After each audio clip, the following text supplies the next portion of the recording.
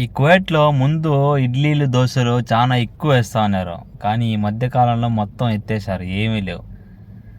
ఇంకా చపాతీ పొరోటా తింటా ఉన్నా. మా ఫ్రెండ్ రోజు ఏం తింటావురా అని చెప్పి పోహా తింటావురా అని పిలుచుకొని వచ్చాడు. పోహా అంటే గుర్తులేదు నాకైతే, తినే ఉంటా కానీ ఈ ఐటెం పేర్లు గుర్తుకుండవు. మళ్ళా తెలిసింది పోహా అంటే.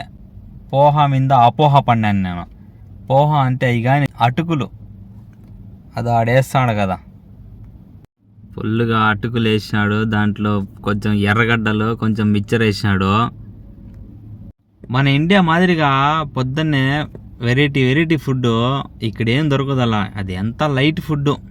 ఆ పోహా వద్దు, నాకేం వద్దు అని చెప్పి కచోరీ తీసుకున్నా. అది తీసుకున్నా అంటే స్వీట్గా ఉన్నది. దాని మీద మళ్ళీ జిలేబీ ఆర్డర్ ఇచ్చిన. జిలేబీ ఒకటి, కచోరీ.